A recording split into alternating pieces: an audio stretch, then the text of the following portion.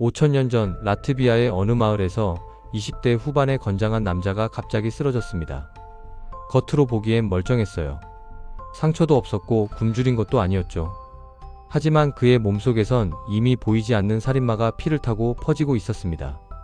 같은 시각 수백 킬로미터 떨어진 스웨덴에서도 한 여성이 똑같은 고통 속에서 죽어가고 있었어요. 이 둘은 서로를 알지도 못했지만 며칠 내로 똑같은 운명을 맞이했죠. 그리고 이건 시작에 불과했습니다. 곧 유라시아 전역에서 수백만 명이 같은 방식으로 목숨을 잃게 되거든요. 범인은 다름 아닌 패스트균, 악명 높은 흑사병을 일으킨 보이지 않는 살인자였습니다. 당시 인류 문명은 거의 절반 가까이 증발했고 1000년 동안 쌓아올린 모든 성장이 단숨에 무너졌죠. 자, 오늘은 인류 역사상 최초로 기록된 전염병 대유행으로 인한 인구 붕괴에 대해 이야기해 보겠습니다. 기원전 3450년에서 3000년 사이 인류는 전례 없는 재앙을 맞이하게 됩니다. 농업혁명 이후 1000년 동안 꾸준히 성장하던 인구가 갑자기 절반 가까이 사라지기 시작한 거예요. 당시 사람들은 무슨 일이 벌어지고 있는지조차 알지 못했죠. 그저 주변 사람들이 하나둘씩 쓰러지고 마을 전체가 텅 비어가는 걸 지켜볼 수밖에 없었습니다. 이 미스터리한 대량 사망의 원인은 수천 년 동안 베일에 쌓여 있었습니다. 연구자들이 이 시대의 유골을 분석하기 시작했을 때는 별 생각이 없었어요. 고대에는 감염병으로 죽는 게 흔한 일이었으니까요. 하지만 패스트균에 감염된 시신이 계속해서 발견되기 시작하면서 상황이 달라졌습니다. 한두 구가 아니라 수십 구, 아니 수백 구가 나온 거죠. 그것도 한 지역이 아니라 유라시아 전역에서 말이에요. 스칸디나비아에서 발굴된 100구가 넘는 유골을 분석했더니 충격적인 결과가 나왔거든요. 그중 17%가 패스트균에 감염되어 사망했다는 사실이 밝혀진 겁니다. 더 소름 끼치는 건 한 가족 묘지에서 발견된 38명의 유골이었는데 이들 중 12명, 그러니까 약 32%가 패스트로 죽었습니다. 이 비율은 중세 흑사병 사망률 추정치와 거의 비슷한 수준이에요. 이 불행한 가족은 특히 더 끔찍한 상황에 처했던 것 같습니다. 이들이 알았던 건 폐렴형 패스트였거든요. 패스트 중에서도 가장 치명적인 형태로 심각한 폐 감염을 일으키며 치료하지 않으면 이틀도 안 돼서 사망할 수 있습니다. 게다가 이 형태는 사람 간 직접 전염이 가능한 유일한 패스트 유형이에요. 감염자가 기침할 때 나오는 비말을 들이마시기만 해도 감염되는 거죠. 더 놀라운 건 이 가족 묘지가 단순히 한 세대만의 이야기가 아니라는 점입니다. 분석 결과 이 유골들은 무려 6세대에 걸쳐 120년 동안 묻힌 것으로 밝혀졌거든요. 그리고 감염은 한 세대에만 집중된 게 아니라 여러 세대에 걸쳐 반복적으로 나타났습니다. 연구자들은 이를 통해 최소 3차례의 패스트 대유행이 있었다고 결론 내렸어요. 처음 2번은 그나마 덜 치명적이었지만 세 번째 파동은 엄청난 살상을 일으켰던 겁니다.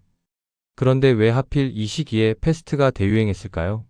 사실 이 시기는 인류 역사에서 특별한 전환점이었습니다. 농업이 발전하면서 인구가 폭발적으로 증가했고 사람들은 점점 더 큰 정착지에 모여 살기 시작했거든요. 우크라이나의 마이다네츠키 같은 거대 정착지에는 수천 채의 건물이 있었고 무려 5만 명이 살았습니다. 전통적인 의미의 도시는 아니었지만 당시로서는 엄청난 규모였죠. 문제는 이런 곳에서 위생 상태가 형편없었다는 겁니다. 수만 명이 빽빽하게 모여 사는데 제대로 된 하수시설도 없었으니 전염병이 퍼지기에는 완벽한 조건이었어요. 게다가 이 정착지들에는 곡물을 대량으로 저장하는 창고가 있었는데 이게 쥐들을 끌어모으는 미끼가 됐습니다.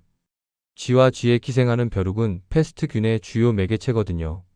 대재앙이 일어날 수밖에 없는 완벽한 조건이 갖춰진 셈이죠.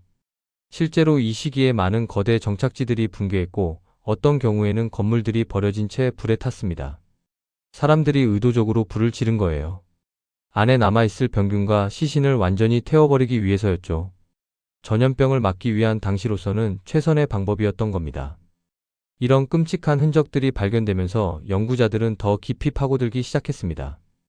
이 고대 패스트의 정체를 밝히기 위해 이미 알려진 표본뿐만 아니라 아직 조사되지 않은 매장지까지 사사치 뒤진 거죠.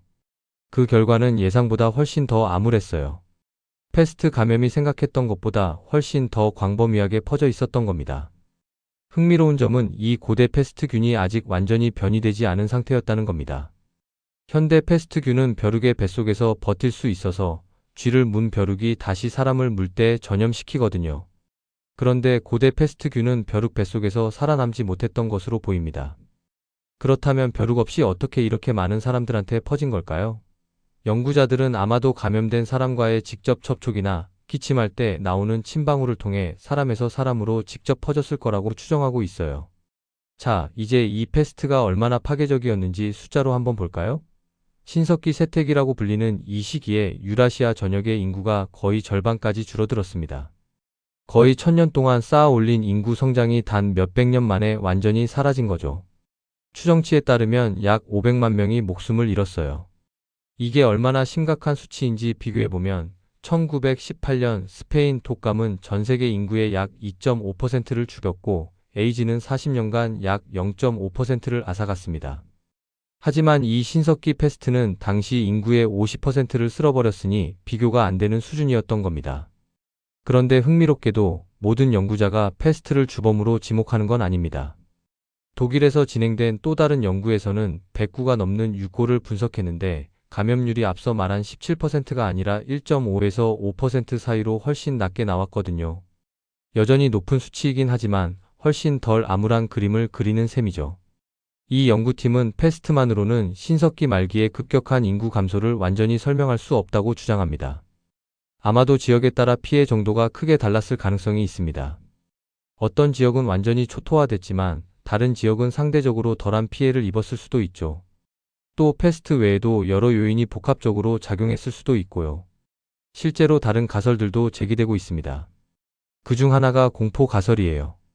당시는 극심한 폭력의 시대였거든요. 전쟁이 너무나 잔혹해서 사람들이 공포에 질려 거대 정착지로 몰려들었다는 겁니다. 그 결과 과밀화가 발생했고 이게 출산율을 떨어뜨리고 사망률을 높여서 결국 인구 붕괴로 이어졌다는 거죠. 또 다른 유력한 가설은 기후변화입니다. 이 시기에 지구의 기온이 낮아지기 시작했거든요. 농업혁명으로 인구가 폭발적으로 증가했는데 갑자기 기온이 떨어지면서 농작물 수확량이 감소했고 이게 대규모 기근으로 이어졌다는 설명이에요. 실제로 기후변화는 작물 수확에 직접적인 영향을 미치니까 충분히 설득력 있는 이야기입니다. 아마도 정답은 이 모든 요인의 조합일 겁니다. 패스트 대유행, 극심한 전쟁과 폭력, 기후변화로 인한 식량 부족이 동시에 작용해서 신석기 문명을 무너뜨린 거죠. 어느 하나만으로는 설명이 안 되는 규모의 재앙이었으니까요. 거대 정착지들이 사라지면서 사람들이 짓던 거석 기념물들도 함께 사라졌습니다. 더 이상 그걸 지을 사람이 없었으니까요.